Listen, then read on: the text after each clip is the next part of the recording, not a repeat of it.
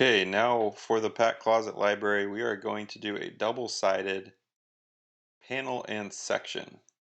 So over here we did the double-sided full boxes.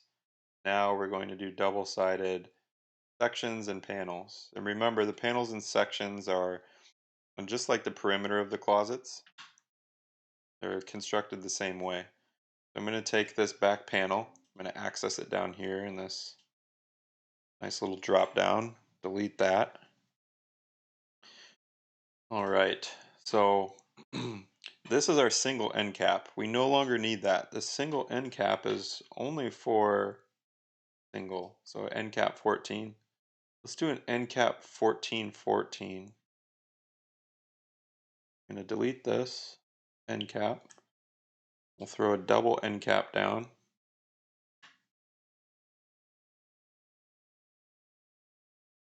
And our double end cap, oh, we're in the 1616.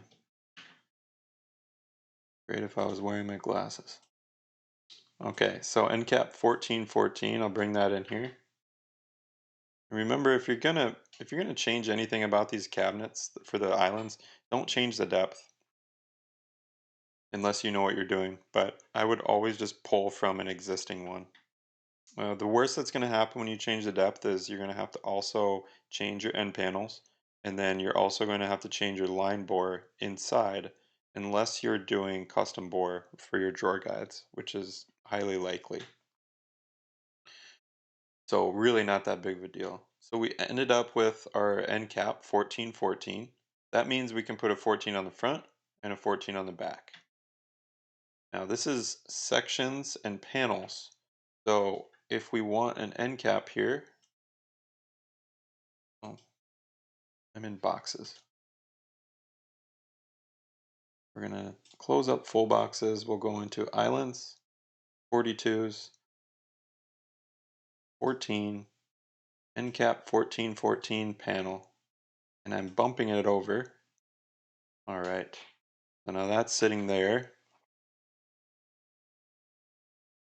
And then for the next one, we're going to bring in a panel. I'm actually going to delete this single panel here, put a double panel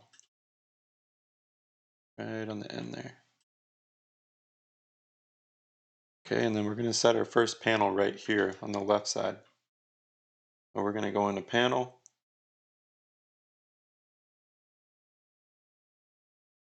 And then we're going to bump it over. This was like 1.62 or something. Okay, so pretty close. We're not quite there.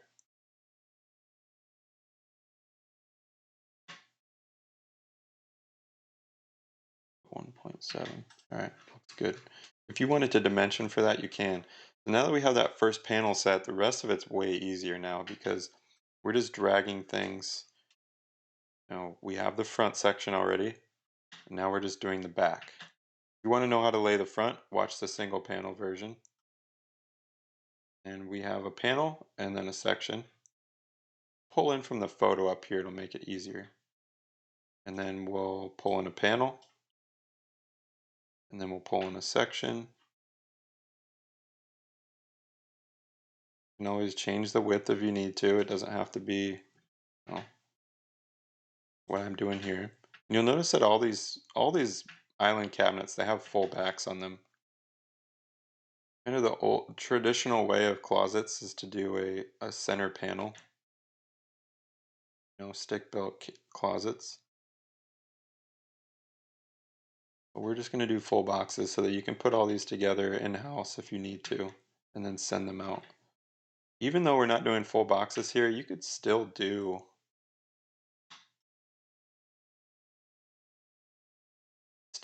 these all in the shop and send them out. Okay, and then we're just going to lay our last panel here.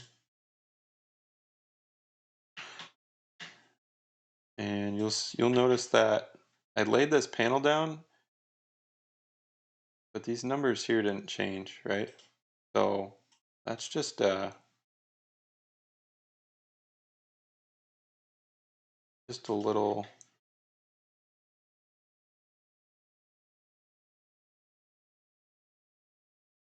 B. Let's go on the back here.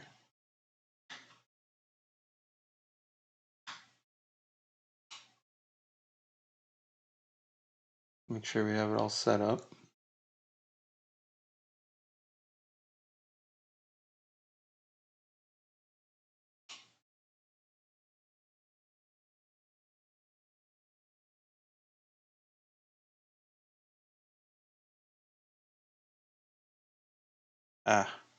So with our end panel here, I put a cap in there. Don't do a cap. You need panel. Okay. And then now we can move these things over. I'm going to drag it over.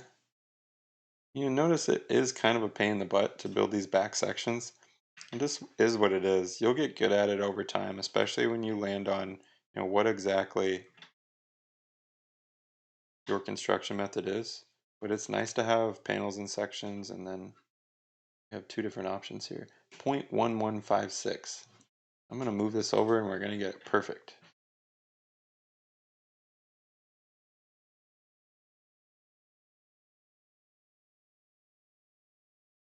All right. So I just typed in minus 0.1156 and I moved it over exactly. I used the green arrows. Oh, look at that. All right, amazing. And this whole time, I think all these videos I haven't showed you how to put down a top. So I'm going to have to make a separate video, but I will leave it in here as well. So you can go over to countertops, bring in a countertop. Now this is one of those things, it'd be very easy to make a different type of top here, but it's coming in a little bit above the tops of these cabinets. Bring it down. If I bring it down to 41, I no longer get the ability to move the green arrow. That's because it's technically hitting this other bounding box here. If I want to move it up a little bit, maybe 0.2, now I'm able to move it around if I need to. Okay. So you're better off measuring and giving it a width. But you'll notice when we go into the plan view, it's sticking past this bounding box. The reason it's doing that, there's a bunch of reasons, but the most important is that we have this front overhang here. Just set that to like 1.5. All right, so we're not quite there. We'll set it to 2 inches.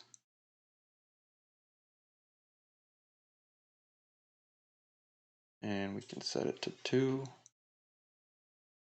Great, you could go and do that, or just turn off the overhang. Not even sure if I like that, to be honest. Turn off the overhang and then just adjust it the way you need to. You could put it into wireframe, measure.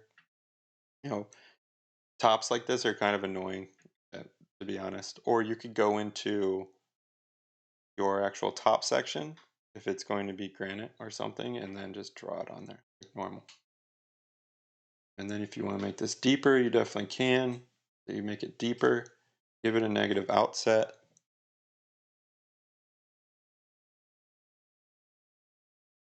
Then you can go into 3D.